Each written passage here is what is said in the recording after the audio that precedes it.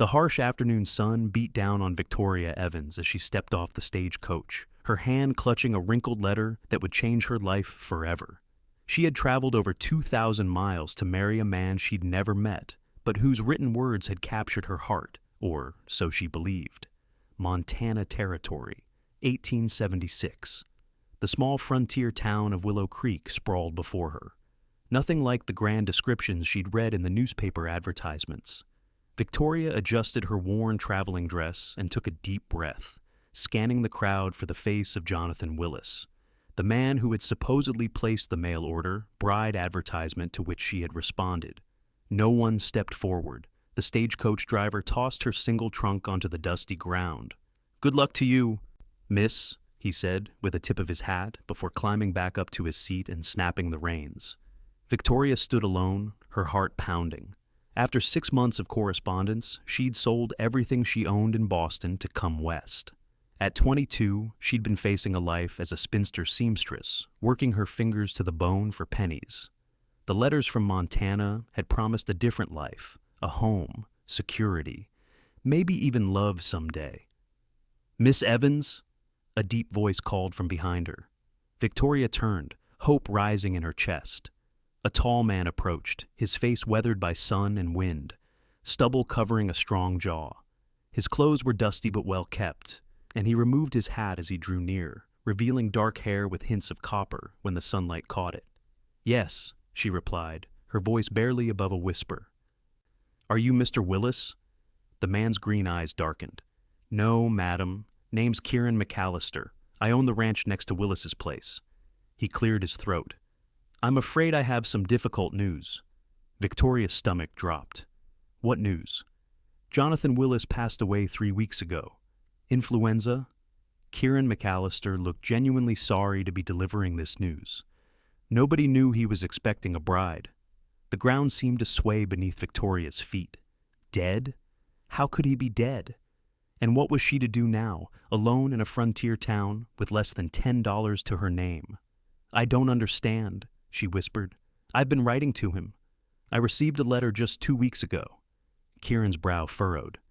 "That's not possible, madam. Jonathan was buried nearly a month ago." Victoria fumbled in her reticule, pulling out the stack of letters tied with a blue ribbon. "These are from him, from Jonathan Willis." She thrust them toward Kieran, desperation making her bold.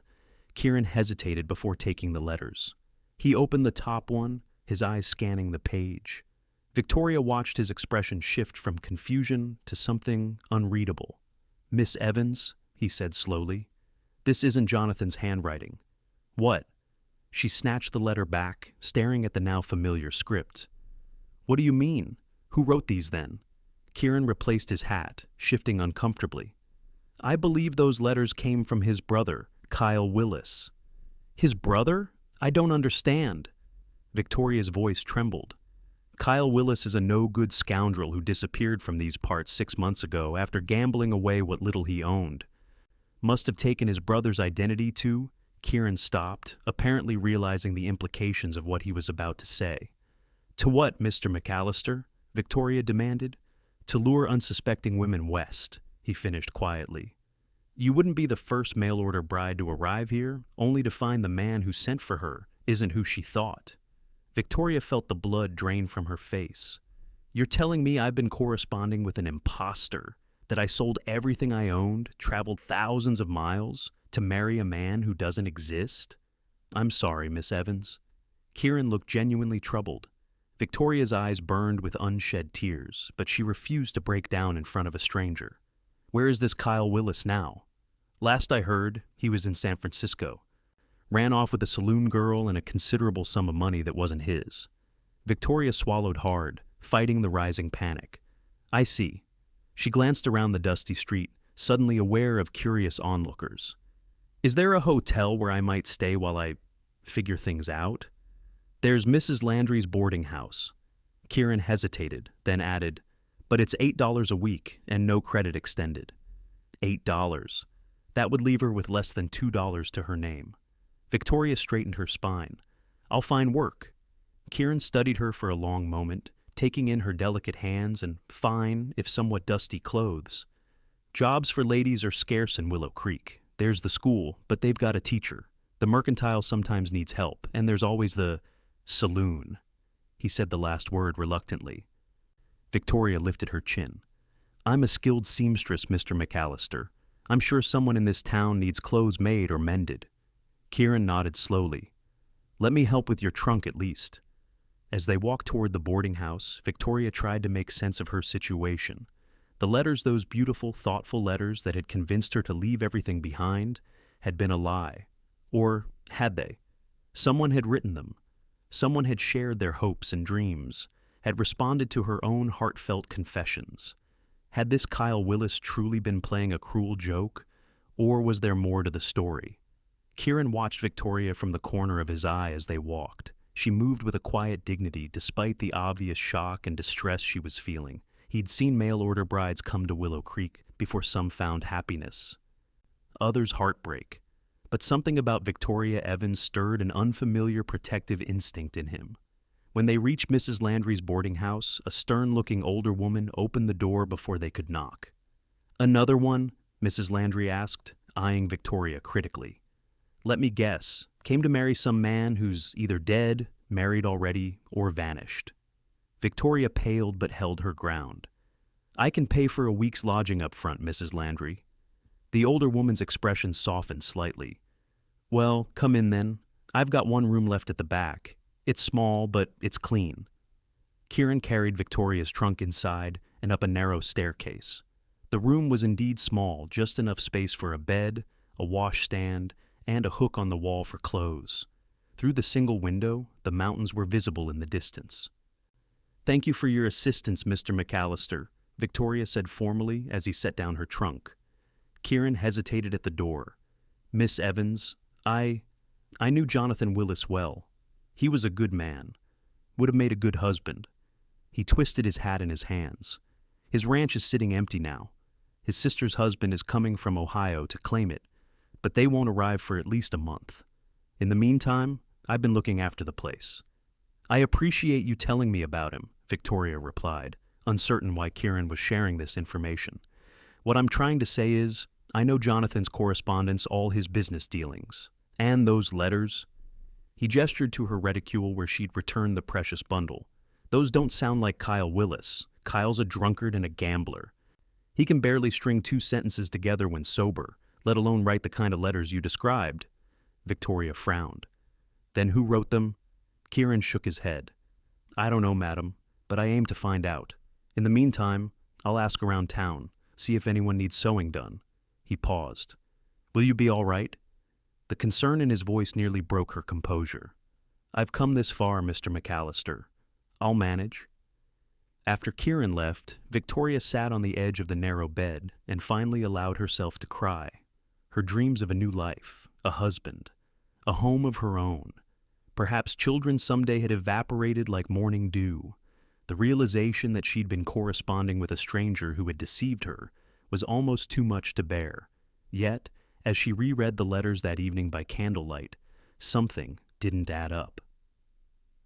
The writer had described the Montana landscape with such tender precision, the way the light hit the mountains at dawn, the scent of pine after a rainfall, the wildflowers that bloomed in hidden meadows. These weren't the words of a con man, interested only in luring a woman west. They were the words of someone who loved this land, who noticed its quiet beauty, and the responses to her own letters had been thoughtful, addressing her fears about frontier life with honesty and encouragement. When she'd written about losing her parents to influenza and being raised by a cold aunt who valued her only for her sewing skills, the letter writer had shared his own loss, a mother who died in childbirth, a father who worked himself to death on their homestead. Who had really written these letters, and why? The next morning, Victoria rose early, washed her face in the basin, and put on her second-best dress. She would not allow herself to wallow in self-pity. First, she would inquire at the mercantile about sewing work.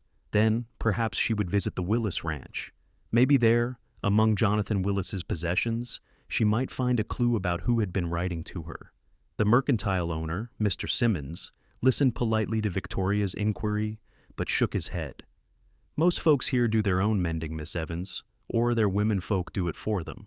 But, He scratched his chin thoughtfully. The Harvest Festival is coming up next month. Ladies might want new dresses. I could put the word out. Thank you, Victoria said, her heart sinking. A month from now would be too late. As she stepped back onto the boardwalk, she nearly collided with Kieran McAllister. Miss Evans, he said, touching the brim of his hat. I was hoping to find you. I spoke with Mrs. Peterson at the hotel restaurant. She's looking for help in the kitchen and serving tables. It doesn't pay much, but there's a meal included with each shift. Victoria hesitated. She'd never worked as a serving girl before, but beggars couldn't be choosers. That's very kind of you, Mr. McAllister. I'll go speak with her right away. I also thought you might want to see the Willis place, Kieran continued. I'm heading out there now to check on things. You're welcome to ride along. Victoria studied his face, searching for any hint of impropriety, but found only genuine concern. That would be most helpful, thank you. An hour later, they were traveling in Kieran's wagon along a rutted dirt road that wound through pine forests and open meadows. Victoria found herself entranced by the landscape so different from Boston's crowded streets. The sky seemed impossibly vast, a deep blue canopy stretching from horizon to horizon. It's beautiful, she breathed. It grows on you, Kieran replied, a slight smile playing at the corners of his mouth. First winter nearly sent me running back east, but come spring, I couldn't imagine being anywhere else. How long have you been in Montana Territory? 8 years now. Came out after the war with not much more than the clothes on my back and a few dollars in my pocket. Worked as a hand on a few ranches, saved every penny. 3 years ago, I put a down payment on my own place. There was quiet pride in his voice. It's not much compared to some of the bigger spreads, but it's mine. That's admirable, Victoria said sincerely. To build something from nothing. Kieran glanced at her. What about you? What made you decide to become a mail-order bride? If you don't mind my asking, he added hastily. Victoria sighed, watching a hawk circle lazily overhead. My parents died when I was 16. I went to live with my aunt, who put me to work in her sewing shop. For 6 years I worked 14-hour days with little to show for it. She twisted her hands in her lap. When I saw the advertisement in the newspaper, it seemed like a chance at a different life. And the letters convinced you? They did. Victoria reached into her reticule and pulled out one of the letters. Here, read it for yourself. Kieran took the letter, keeping one hand on the reins, his brow furrowed in concentration as he read. Dear Miss Evans, your description of the sunset over Boston Harbor made me think of how the light plays on our mountains here at dusk, all purple and gold, like the sky can't quite decide whether to hold on today or embrace the night. I've never seen the ocean, though I've read about it in books. Is it true the air tastes of salt? Here, our air tastes of pine and sage, and sometimes, after a rain, like the earth itself has taken a deep breath. Kieran stopped reading, his expression troubled. What is it? Victoria asked. This doesn't sound like Kyle Willis, he said slowly.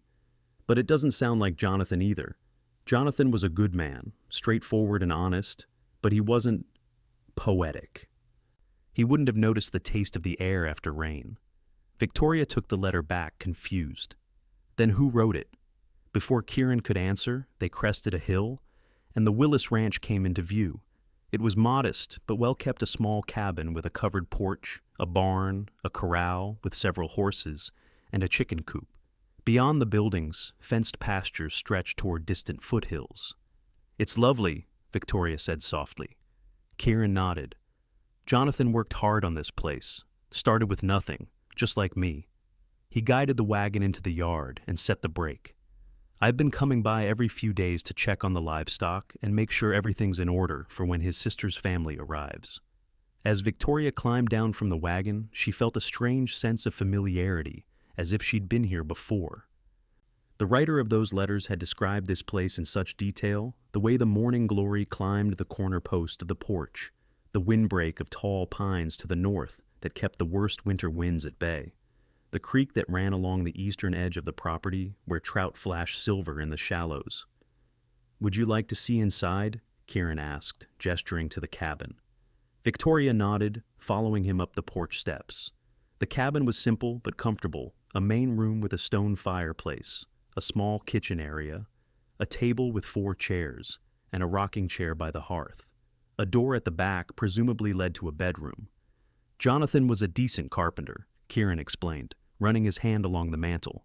Made most of this furniture himself. Victoria moved to the small desk in the corner, where papers were stacked neatly.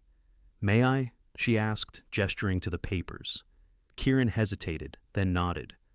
"I suppose since you were to be his wife, you have some right." Victoria began sorting through the documents, property deeds, cattle sales receipts, a letter from the sister in Ohio. Then she found a stack of paper, the top sheet covered in handwriting. She gasped. "What is it?" Kieran asked, stepping closer. "This handwriting," Victoria said, her voice barely a whisper. "It matches the letters I received." Kieran frowned and looked over her shoulder. His face paled. "Mr. McAllister?" Victoria pressed, noticing his reaction. "Do you recognize this handwriting?" He stepped back, removing his hat and running a hand through his hair.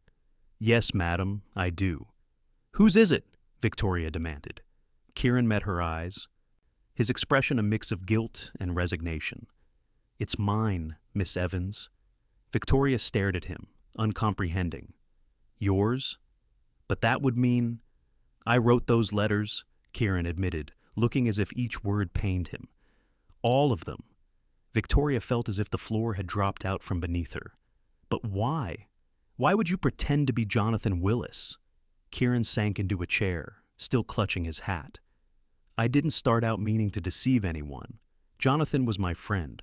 When he decided to advertise for a mail-order bride, he asked for my help with the letters. He was a good man, but reading and writing didn't come easy to him." "So you wrote the advertisement?" Victoria asked, trying to make sense of the revelation. "I did, and when your first letter arrived, Jonathan asked me to read it to him. He liked what you wrote, your honesty, your spirit, but he was embarrassed about his own lack of schooling. He asked me to write a response for him, just that once." "But it wasn't just once, was it?" Kieran shook his head. "No, your second letter arrived, and Jonathan was busy with spring calving. He asked me to handle it, and then your third letter came, and—" He looked up at Victoria, regret plain in his eyes. "I found myself looking forward to your letters, the way you describe Boston, your dreams for the future, even the books you loved. It was like getting a glimpse into another world." "So you kept writing, pretending to be Jonathan?" Victoria's voice was flat. "Yes. Jonathan knew I was responding, but he didn't read the letters. He trusted me to represent him well. And I did at first. I told you about his ranch, his plans for the future. But then what, Mr. McAllister? Then I started sharing my own thoughts, my own feelings." Kieran's voice dropped. "I told myself it didn't matter, that Jonathan would be a good husband to you regardless, that once you arrived, you'd come to know the real him and would be content. And when he died?" Kieran's shoulders slumped. "I should have written immediately to tell you, to warn you not to come. But I couldn't bring myself to do it. I kept thinking about how much you wanted to escape your life in Boston, how you'd sold everything to start anew here." He looked up at her, his eyes pleading for understanding. "I convinced myself that by the time you arrived, I'd have figured out a solution." Victoria turned away, her mind reeling. The letters that had become so precious to her, that had given her the courage to leave everything behind, had been written by the man standing before her, not by her intended husband. She didn't know whether to feel betrayed, angry, or strangely relieved. "Miss Evans," Kieran said softly, "I never meant to hurt you. Those letters, everything I wrote about Montana, about wanting a partner in life rather than just a housekeeper, about building a future together, those were my genuine feelings." Victoria whirled to face him. "Your feelings? You wrote as if you were Jonathan Willis. You let me believe I was corresponding with him, building a connection with him, when all along it was you behind those words." "I know," Kieran acknowledged, his voice heavy with regret. "I have no excuse for my deception. All I can say is that somewhere along the way, the line between writing as Jonathan and writing as myself became blurred." Victoria moved to the window, needing distance. Outside, the mountains rose majestically against the blue sky, indifferent to human dramas playing out beneath them. How could this be happening?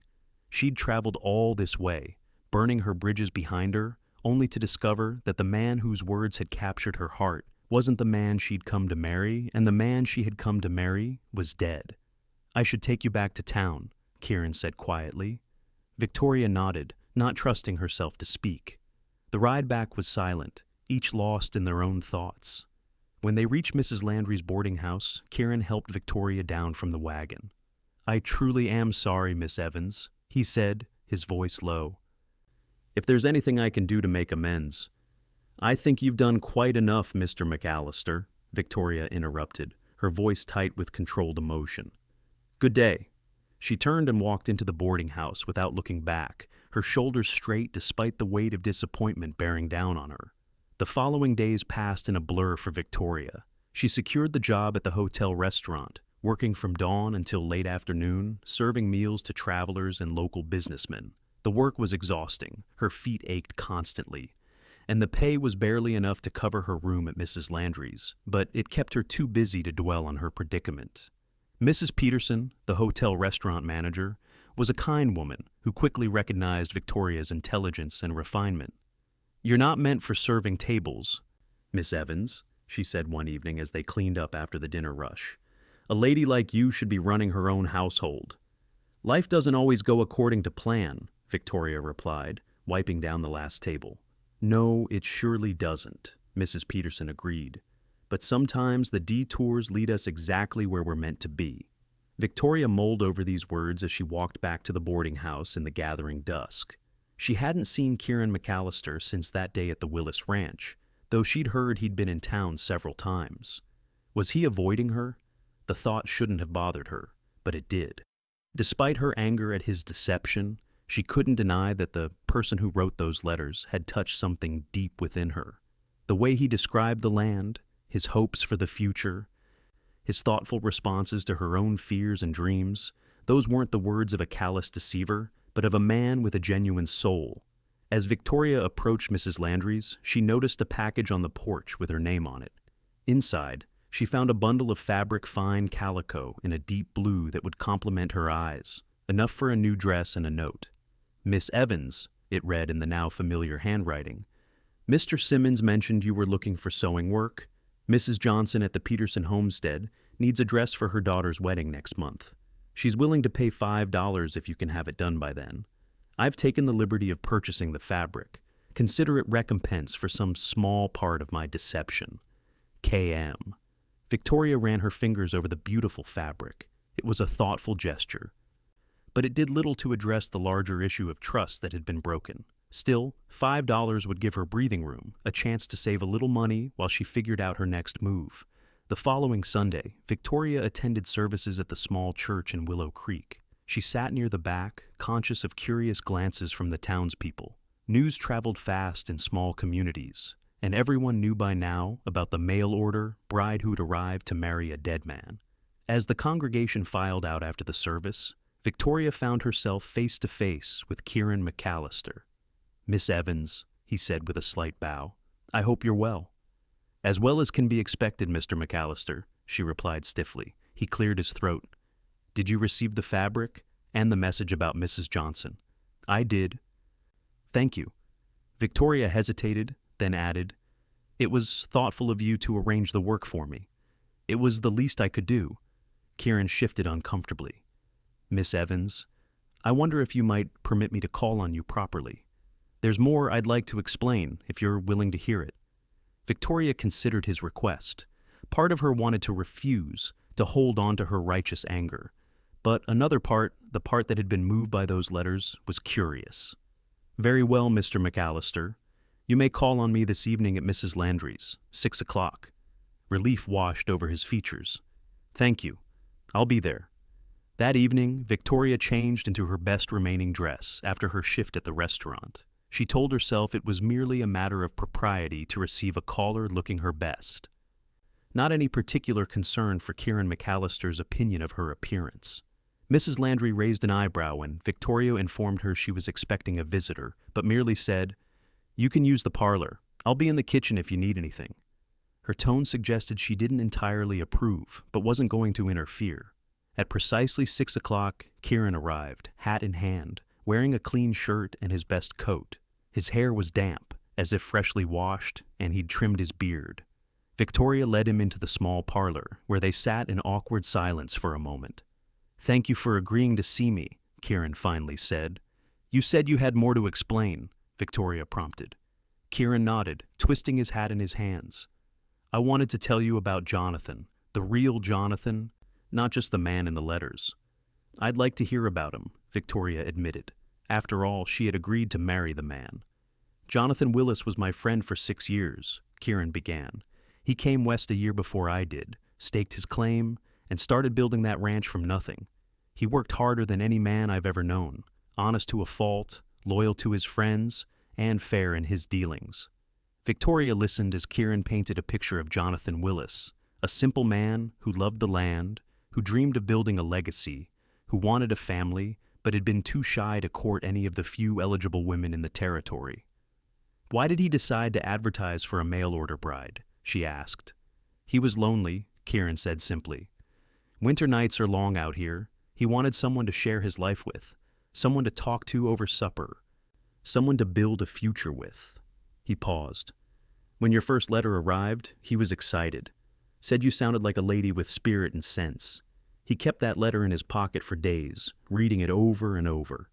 Victoria felt a pang of sadness for this man she would never meet.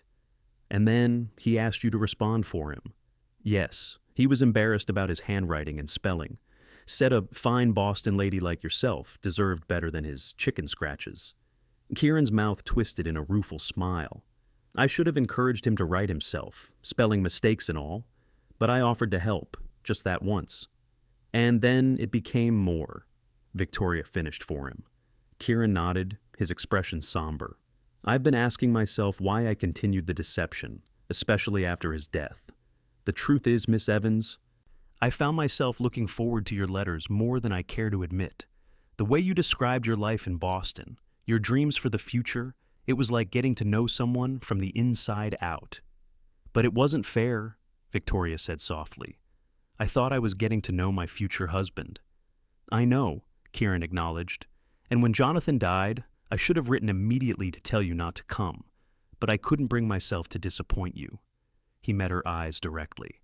"And selfishly, I couldn't bear the thought of never receiving another letter from you." The raw honesty in his voice caught Victoria by surprise. She had expected more excuses, more justifications, not this open vulnerability. "What did you think would happen when I arrived?" she asked. "Did you plan to continue the deception?" Kieran shook his head emphatically. "No, I knew I'd have to tell you the truth. I just hadn't figured out how, or what to do afterward." He rubbed his hand across his face. "The truth is, Miss Evans, in those letters I revealed more of myself than I've ever shared with another person.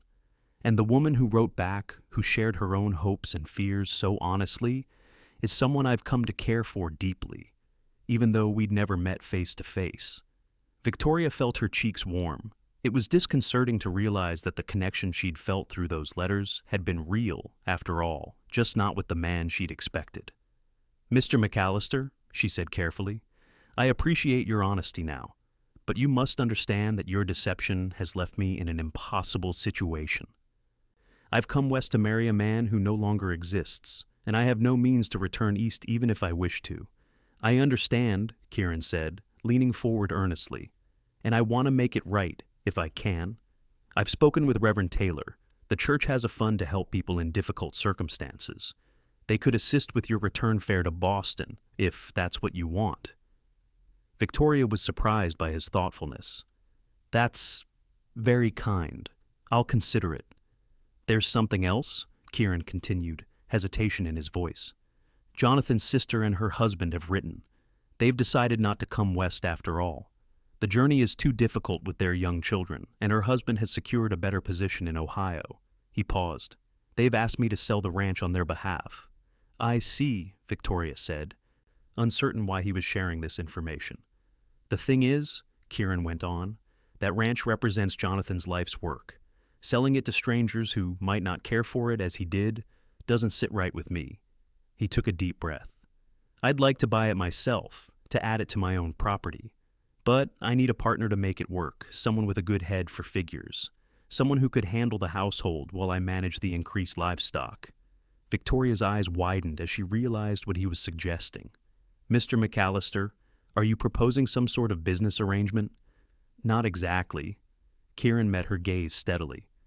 Miss Evans Victoria, I know we've known each other only a short time in person, but through those letters, I feel I've come to know your heart, your mind, your spirit, and I believe you've come to know mine, even if you didn't realize who was writing to you. He rose from his chair and, to Victoria's astonishment, knelt before her. I'm not asking you to forgive my deception immediately, he said, his voice earnest. I'm asking for a chance to prove, in person, that the man who wrote those letters is real, that the feelings expressed in them were genuine. He took her hand gently. Victoria Evans, would you consider giving us a chance to see if what began in those letters might grow into something true and lasting? Victoria's heart pounded. This wasn't at all what she had expected when she agreed to see Kieran this evening. The proper thing would be to refuse him, to accept the church's help in returning east. But the thought of leaving Montana, of never seeing the sunrise paint the mountains gold, of never knowing if the connection she'd felt through those letters could translate to real life, it filled her with an unexpected sadness. This is quite unexpected, she managed to say. I understand if you need time to consider, Kieran said, still holding her hand. I'm not asking for an immediate answer. Victoria studied his face, the sincerity in his green eyes, the nervous set of his jaw. This was the man behind the words that had given her hope, that had made her feel truly seen for perhaps the first time in her life. I think, she said slowly, that I would like to know more about the man who wrote those letters, the real man, not the one pretending to be someone else. Hope bloomed on Kieran's face. I'd like that very much. In the weeks that followed, Victoria continued working at the hotel restaurant while Kieran courted her properly. Each evening after her shift, he would call at Mrs. Landry's, sometimes taking her for walks through town, other times simply sitting on the porch talking as the sun set behind the mountains. Gradually, Victoria came to know Kieran McAllister, his dry humor, his quiet strength, his deep love for the land. She learned about his childhood in Pennsylvania, his service during the war, his journey west in search of a fresh start. And she shared more of herself with him, her dreams of someday having children to love, as her parents had loved her, her fear of ending up alone and destitute like so many women she'd known in Boston. One evening in late September, as golden aspen leaves drifted down around them during a walk along the creek, Kieran stopped and turned to Victoria. I've completed the purchase of Jonathan's ranch, he said.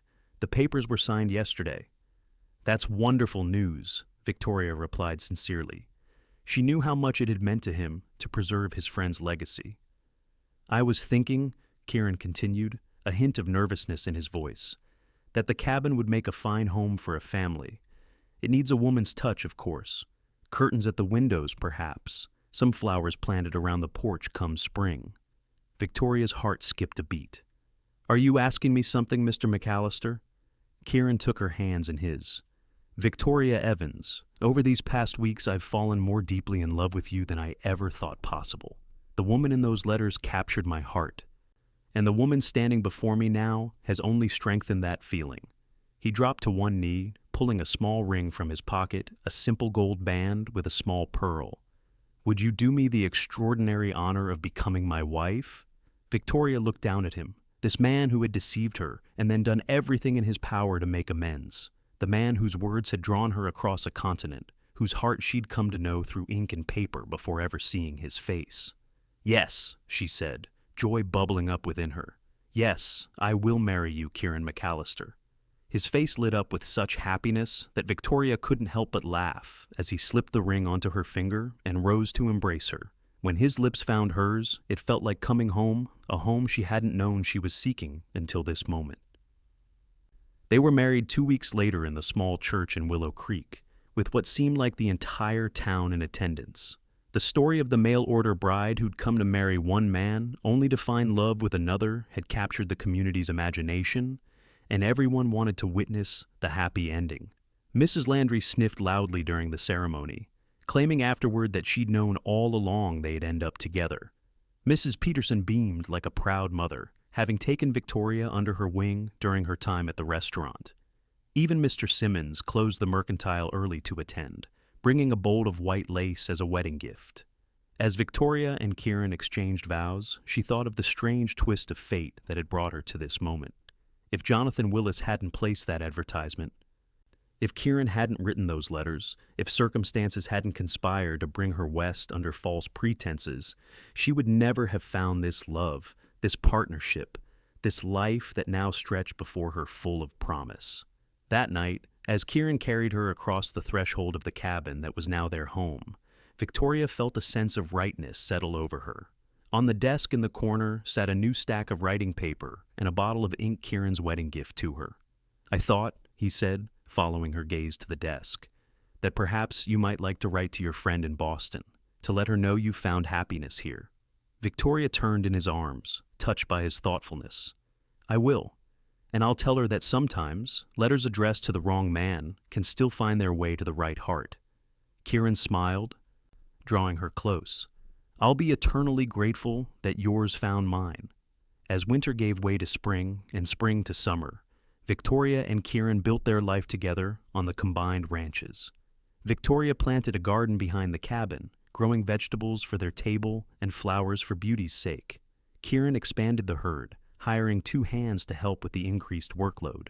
They renamed the property McAllister and Willis Ranch in honor of the friend whose dream had, in a roundabout way, brought them together. Victoria discovered an unexpected talent for ranch management, keeping the books with a precision that impressed even Mr. Simmons at the mercantile.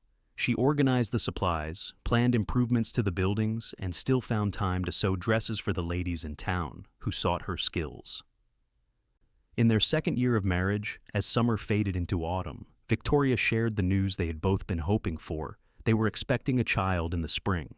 Kieran's joy was boundless, his tenderness toward her growing with each passing day.